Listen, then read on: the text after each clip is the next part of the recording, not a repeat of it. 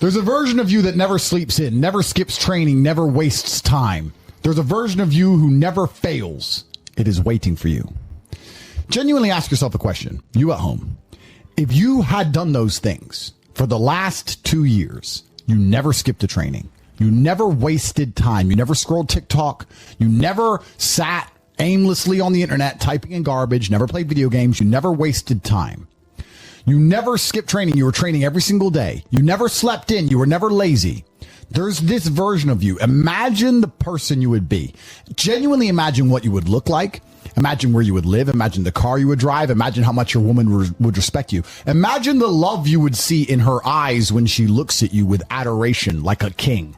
Imagine your existence. That person is waiting for you. And the only thing that's stopping you from being that person is your monumental laziness. You can have it. The universe is very giving. It will give you anything you work for. I've never seen somebody try for something with all of their might and not get it. The only people who do not have the things they want are the people who do not try for them. I've never seen a person wake up and say, my only dedication in life is to solve a Rubik's Cube and fail. You are not stupid. You are not incompetent. You are lazy and arrogant. It's extremely important you understand that that person is waiting for you and you are declining that version of yourself. In the multiverse, in the many different versions of the universe that exist, there is a version of you that does those exact things. And he is a greater person than you can even fathom. You can transform yourself into that guy. You can be a top G. That's exactly what I did. I knew who I was going to have to end up being before I became that person. My brother and I are not from rich families. We are not from advantaged beginnings. But I knew I had to be a big, strong, fighting billionaire. That's what I knew I had to be. Discipline is the key to success. If you cannot force yourself to do something you don't want to do, how are you ever going to put yourself through the suffering required for greatness? If you cannot force yourself to train when you do not want to train, if you cannot force yourself to work when you don't want to work, if you can't force yourself to not log into Pornhub or force yourself to eat right, how can you possibly ever become a monumentally successful person if you cannot control yourself long enough to do what must be done as opposed to what you feel like doing? The only people who get to live their lives based on how they feel are women and children. Children can cry because they feel like crying, as can a woman. A woman can start an argument because she feels like arguing, as can a child. A man must do what he is supposed to do irregardless of how he feels. That is the key component to masculinity, is discipline. If you do not have the discipline to dedicate yourself to anything, you are going to fail and be crushed by the people who can. If you only go to the gym when you feel like going to the gym, you're never going to be as strong as the people who go to the gym when they don't feel like going to the gym. That is a reality of life. So, I train every single day. I've actually heard from some people saying, you overtrain. And I explained to them, one, I don't believe in rest. I'm not you. I'm not pussy and I'm not broke like you are, Mr. Fitness Trainer, standing around the gym teaching people for $50 an hour. I don't need to listen to you. Secondly, I don't train because I want to get bigger. I train every day because it is difficult to train every day. It hurts. I don't want to. I wake up and I'm busy. I have other things to do. I don't feel like doing it. So I force myself to do it 7 days a week, 365 days a year, so that I know I'm the kind of person who can do what he doesn't want to do when it needs to be done. I am that man. And it is more of a mental exercise than a physical exercise at this point. How can you ever outcompete me if I can force myself to do the things I don't want to do and you cannot? Discipline is absolutely essential for success, and you need to get very comfortable and very used to the idea of understanding that on your path to greatness, there are going to be long periods of time where you hate what you are doing, where you are dissatisfied with the actions you must undertake, where you are tired, where you are stressed. That is why it is difficult. That is why most people won't make it. If the path was easy, everybody would walk it and it would lead nowhere. 100 people start the path, 99 fall off because it is difficult, and the one person who makes it to the end gets the gold. If all 100 made it to the end and the gold was divided by 100, it wouldn't even be worth anything. The difficulty gives it value. The fact that it is difficult to do is the key component into the fact you want it in the first place. If it wasn't difficult, everyone would have it and you wouldn't want it because no one would respect it. It's supposed to be hard. Life is supposed to be hard. You're supposed to think this is terrible. You're supposed to suffer and smile through the pain regardless. Discipline is the key to success in all realms as a man. And if you lack it, you stand no chance. You can give most people a roadmap to success. You can give them a Ferrari with a full tank of gas, and a lot of people still wouldn't make the destination because they would say the drive is too far away. Quitters, they don't have the discipline. You can tell them exactly how to do it. You can give them the mechanism to get there, but they don't have the discipline to complete the drive and end up at the destination. That is the majority of Earth. This is your competition. People who, even if they are told what to do and people tell them exactly how to do it and help them do it, still quit, still fail because they lack discipline.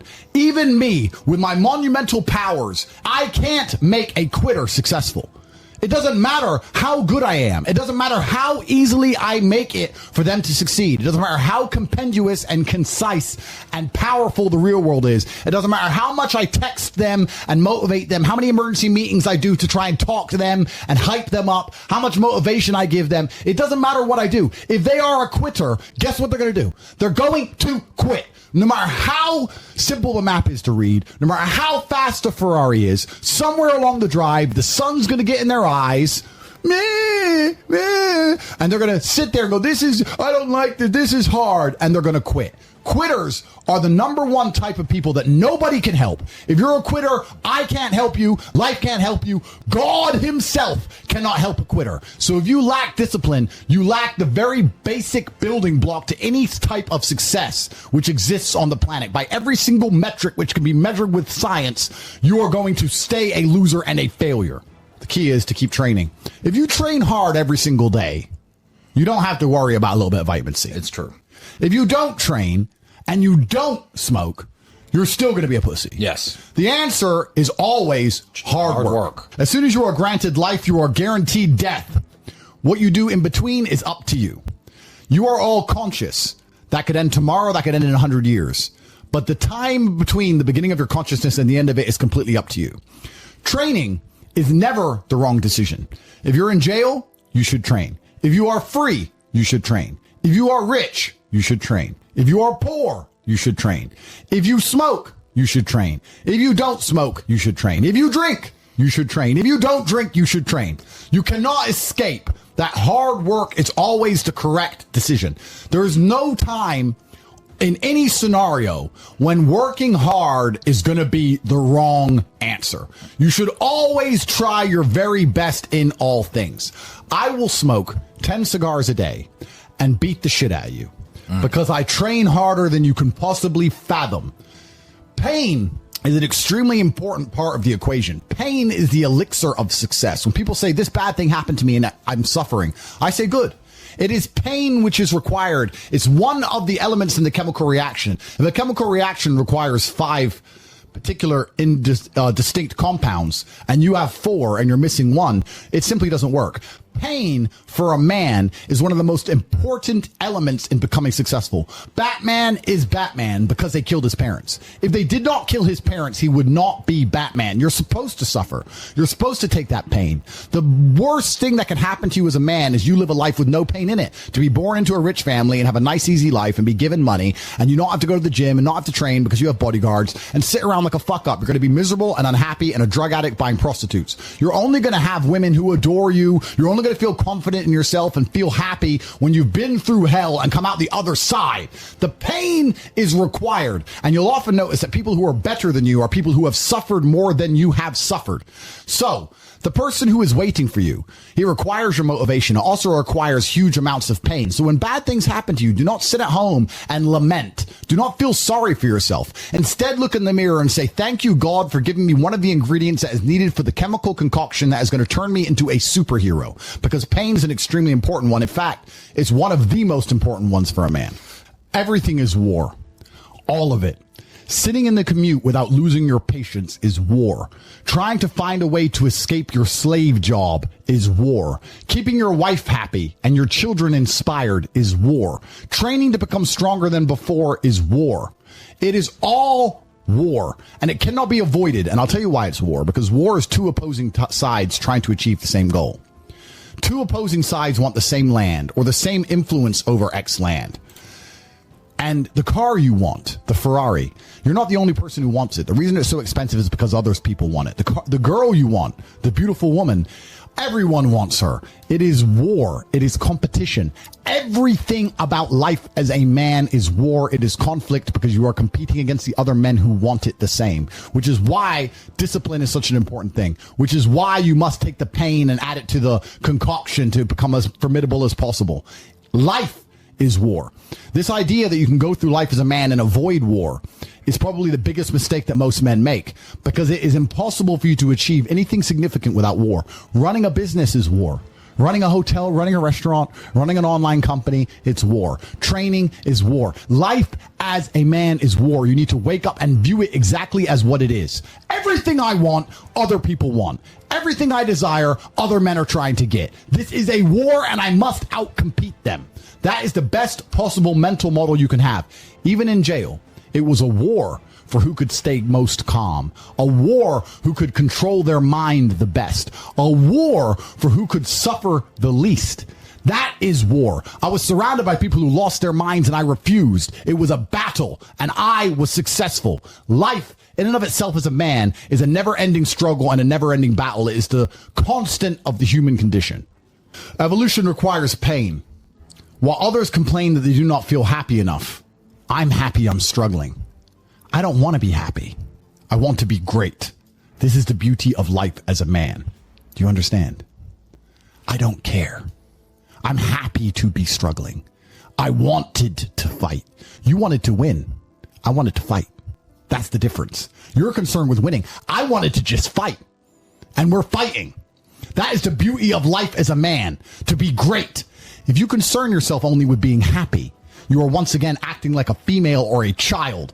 Happiness is fleeting. It doesn't even matter if you're concerned only with the hedonism of happiness. You're going to drink alcohol and go to parties and go to festivals and take drugs. I want to be happy. Who cares? I want to be great. I want to be great all of the time. And let me ask you a question as a man at home, genuinely, truthfully. Would you rather be a loser who's always smiling, a happy loser, or would you rather be a stressed winner? Because I'll tell you something about winners. Most of them are stressed. We are stressed. We're stressed. Putin is stressed. Genghis Khan was stressed when his messenger turned up after a 4-week ride with updates from the battlefront of Iran. I'm sure he was stressed by what he read. Even if it was very good, even if it all looked fantastic, he started to feel stressed. Okay, well now maybe I need to go to Iran. How long is it going to take me to get there? Maybe we need to send more horses. Maybe we need to colonize Iran. He felt stress because the beauty of life as a man is to be great. So you have to sit here and ask yourself, do you want to be a happy loser that's insignificant? Nobody knows you exist. Women don't respect you. Men don't respect you. Nobody cares if you live or die, but you get to smile all the time. Or do you want to be one of the most important people on the planet with a little bit of stress? I am brilliant because I've decided to be brilliant. And if I have to sacrifice happiness to be brilliant, then that's fine. You know what the great thing about it is? You know it's amazing what God gives, how the whole world becomes full circle? If you stop caring about being happy and you start caring instead about being great, guess what you end up being? Great. Along with great. And you know what? Yeah, happy. You end up happy if you forget about happiness and try to become great. You will never be successful if you're concerned about being happy, so forget about it. I like to consider myself a wise old man, and I'm trying my best to encourage and instigate a revolution amongst the youth where men take absolute self-accountability and they believe in themselves and they take responsibility for absolutely everything. As a man, you are most formidable if everything is your fault. If it rains outside and you get wet, that is still your fault. Can you control the rain? No. Could you have brought an umbrella? Yes. You need to blame yourself for all things, the good and the bad. And by doing this, you take absolute self-accountability, which allows you to build a mental model in which you will find solutions, 1. 2, avoid trouble, because you know that anything bad happens to you is your fault. And 3, be the most fearsome competitor possible, because we're living in a very competitive world nowadays amongst the elites. The people who understand that you're living inside of a fish tank are trying very hard to get out. And you have to make sure that you can outrun some of them if you want to escape. It's an age-old adage. If a bear is chasing a group of people, you do not have to be the fastest one. You just have to be faster than the slowest. The slowest person is going to die. So as long as you're ahead of the majority of people, you stand a very good chance of avoiding slavery. Being a powerful man isn't always about furious anger and instilling fear. As enemies attempt to attack your energy and lower your vibration, understand this. Power is untouchable. Power may notice, but it doesn't care. Sometimes power is simply not giving a fuck. Being a powerful man isn't always about furious anger and instilling fear, meaning sometimes it is. You need to retain the capability to instill fear with furious anger. A man who cannot do that is not a man. It is one of the cards you need to have in your deck. However, more often than not, when you're in a true position of power, you will play the alternate card, which I'm describing here, as simply not caring. How can you not give a fuck about things? Well, I'll tell you how. If you're filthy rich and you have a strong network of people around you who you trust, and you have a good family, and you have beautiful children, and you have women who love you, and you have beautiful supercars, you live with your best friends in a compound, you have armed guards, and you're proud of yourself, and you're strong, and you train hard every day, and you're monumentally successful, and all of your dreams come true, and if you want something, you can instantly snap it up. You want a Pagani, you want a Bugatti, you want a $25 million apartment, anything you want, you buy. It's very easy to not give a shit about the opinions of people who don't have one fraction of your success. And what these people are trying to do is drag me, I'm using me as an example, but we can also use it for you. When you have true power, they're trying to drag you down. They're not trying to elevate themselves. They're trying to drag you down, which is a very different thing, because it's amazing how God rewards those who are trying to build and create and elevate, and how it punishes those who are simply trying to destroy and be spiteful and negative. And these people are going to dedicate hours and hours and millions of hours of their life towards a certain cause. Thank you. To try and drag people down who they cannot affect because they're already too powerful and too large. And they're wasting their own human experience, and they're not progressing or advancing themselves in any way. They will stay brokies, and we will stay rich forever. So the lesson here is that you need to get to a position where ignoring people is a move in which you're guaranteed success. You can ignore people completely, and they are benefiting you. And that comes from a position of power. And I think a lot of you at home right now, you may not be in our position, but if you're already working hard, you're already going to the gym, you're already training, you make sure that you're getting as much muscles as possible, as much money as possible, you're dedicated, you don't sleep in, you don't waste your time, you don't smoke weed, you don't play video games, you're focused on trying to become fantastic as a person. You can just ignore that girl. That girl who broke your heart or cheated on you, just ignore her. The most powerful move you can make is ignore her. Yeah, you could yell at her. Yeah, you could try and make her scared of you, blah, blah, right? That's not going to work. The powerful move is just to completely ignore her because you're on your ascent. She is likely on her descent. She likely has no intention of improving herself, no intention of becoming richer, no intention of becoming better looking. Time is against her. As she gets older, she's going to lose her looks. You're going to continue your ascent, and she's going to have to watch you for the rest of her life be the man that she could have been with that she's no longer good enough for. The best thing you can do is simply ignore her. That is the powerful move. And it's the same with also men. It's not even a gendered argument. There's men who want to be your friends right now, or who wanted to be your friend, and they did something wrong to you. And if you're on the right path doing the right things, karma, God, the universe, whatever you want to call it, is going to teach them a lesson for simply failing to be a good person to you while they had the chance. But when you have a whole bunch of money, you take care of the people you love. And that's the masculine prerogative. And even my brother and I, anyone who's been loyal to us, who's on our team, we monumentally reward. And everyone who ever displayed cowardice or sold us out or made mistakes massively regrets it, because they see how well we treat the people who are close to us. If you lack somewhere, excel somewhere else. Counter your weaknesses by honing other capabilities. If you're ugly, become filthy rich. If you're poor, be as strong as an ox. Life is unfair. The primary focus of your energies is to balance the books. And there's two different ways you could interpret that. You can, obviously, increase the attributes that you are lacking. If you have the ability to train, because a lot of people don't. Some people are born without arms and legs, but you, with 2 arms and 2 legs, are sitting at home jerking off the Pornhub, flabby and fat. If you have the ability to train, you should be doing it. But also, there are some things that some people are just better at, and you can counteract that problem by teaming up with people who compensate for your weaknesses. People who are strong in areas where you are weak, and you team up with people where you are strong in areas where they are weak. I don't think between the people in this house and our group of friends, we lack anything. Correct. Anything. Correct. Literally anything. We can sit as a group and have a conversation about anything with anyone in the world and give useful insight and change people's lives for the better, because although I am not perfect, our team compensates one for each other. And that's the point of brotherhood. So excel in one area if you lack in others. I have people say to me, Andrew, I'm short. What do I do? I'm short. Okay, God made you short. Fine. Good. Doesn't matter. You can't change it. What you can do is become as strong as an ox and become filthy rich and monumentally important and extremely influential. You can do that. People say, I'm poor. You should be strong. Oh, I'm strong, but I don't have any money. Okay, then teach others to be strong. Yes. There's always a way you can take your advantages and use them. And by teaming up with other men, other people, you can build a team in which there are no weaknesses.